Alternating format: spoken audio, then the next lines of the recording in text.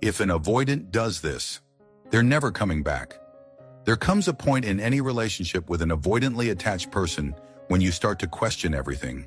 Your worth, your actions, your words. You replay moments wondering what triggered them.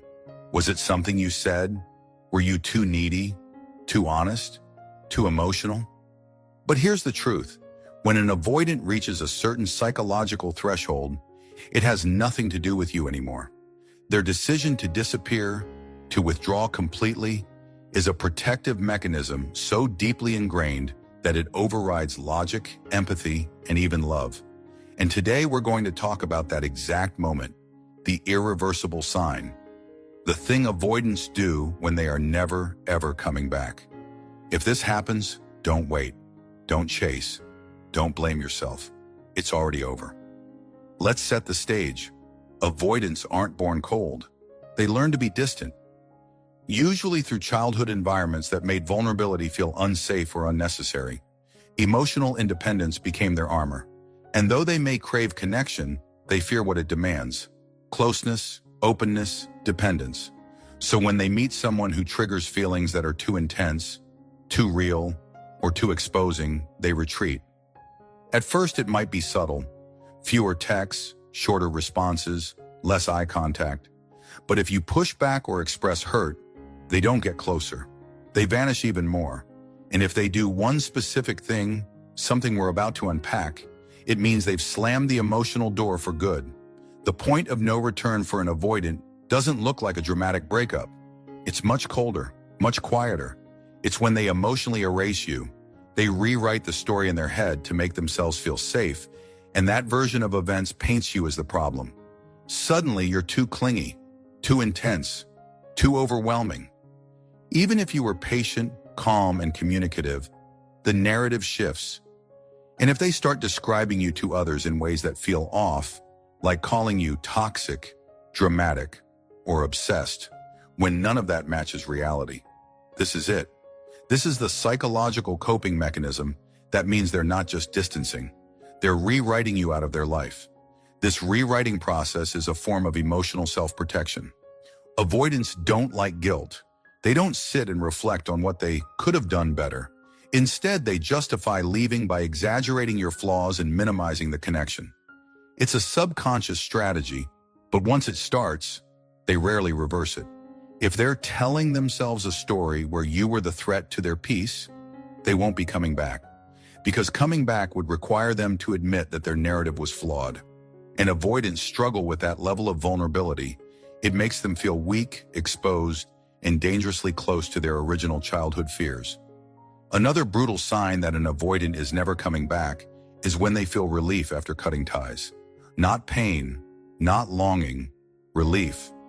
You'll know this because they won't check in. They won't respond to your messages, not even out of politeness. And if they do respond, it's robotic, detached, or businesslike. Their emotional temperature is cold, calculated. That warmth you once knew? Gone. The avoidant has shut the door on the relationship and locked it behind layers of mental rationalization. They didn't just leave you, they emotionally anesthetized themselves so they wouldn't feel guilty for doing so. And anyone who can feel calm while erasing you isn't planning to return. You may see them post online, smiling, socializing, seemingly thriving, and it'll sting. Because you'll think, how can they move on so easily when I'm still aching? But that's the thing about avoidance. They skip the grief stage. They delay it or displace it. The deeper the connection, the harder they run. And the more intense their feelings, the more they'll pretend the relationship never mattered. This isn't healing. It's avoidance in its purest form. So if an avoidant appears happy right after the breakup, detached and indifferent, don't mistake that for strength or clarity. It's a psychological shutdown that they might never reverse. Now let's be clear. Not all avoidants are incapable of returning. Some eventually miss you. They reflect. They learn. But this only happens if they want to grow. If they go to therapy, if they develop emotional literacy, but if they show no remorse, no curiosity, no sense of accountability, and instead act like you never existed, or worse, like you were the villain in their movie, then you've encountered the kind of avoidant that has no intention of coming back. They're not just protecting themselves anymore. They're actively destroying the emotional bridge that once connected you. One of the harshest truths about avoidantly attached people is this. When they decide it's over, they disconnect on every level. Mentally, emotionally, physically. They won't keep things that remind them of you. They'll delete photos. They might even unfriend or block you. And while that might seem immature, it's not about you. It's about their inability to hold emotional contradiction. They don't know how to carry both love and discomfort at the same time. So instead, they choose erasure. Clean slates, out of sight, out of mind. And if an avoidant reaches that stage, it means they've chosen emotional survival over relational repair. And here's what makes it even harder. They won't explain. There will be no long conversations, no tearful goodbyes, no closure. You'll be left wondering, interpreting silence, replaying texts. But that's their pattern. Avoidants hate emotional confrontation. They find it suffocating. They'd rather ghost than talk. And the more you demand closure, the more you confirm their belief that you're too much. So if you've been met with silence, cold indifference, or distorted blame, and especially if they seem to have rewritten your role in their life entirely, know this, that avoidant isn't wrestling with whether to come back. They already left in their mind long ago. So what do you do when this happens? You stop hoping they'll return. You stop trying to decode their behavior. You stop sacrificing your sanity for someone who never learned how to stay. Instead, you reclaim your narrative. You recognize that your value wasn't diminished just because someone couldn't receive it, that their inability to connect has nothing to do with your worth. You learn to stop measuring your self-esteem by someone else's emotional absence. And most importantly, you start building a life that no longer waits for someone who walked away from it without explanation. It's not your job to fix an avoidant. It's not your job to prove you're safe, stable, or worthy of love.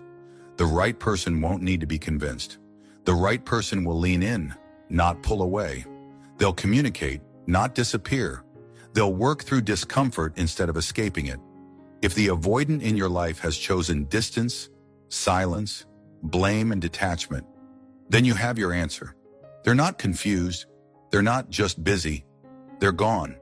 And holding on to their absence is the fastest way to lose yourself. The truth is, avoidance may come back when they sense you finally moved on. But it won't be love. It'll be control, curiosity, ego. And if you let them in again, without them doing the deep inner work, the same pattern will repeat. Disconnection, withdrawal, blame, silence. So don't mistake temporary contact for genuine change. If they emotionally erased you, rewrote the story, blamed you for their fear, and walked away without a shred of accountability, they are not coming back in any meaningful way. And if they do, it won't be because they love you. It'll be because they hate the silence that comes when you finally love yourself more than their absence. Let that silence speak louder than your pain.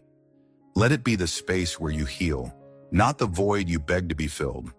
Because when an avoidant reaches the point of rewriting reality, erasing connection, and feeling relief instead of remorse, it's no longer your love that can fix them. It's their own journey, and some never take it. Some stay avoidant their whole lives, cold, distant, defensive. Let them go, not to punish them, but to protect your peace. Because if they did this, they're never coming back. And that's your cue to stop waiting and start living. You deserve someone who doesn't run when love gets real.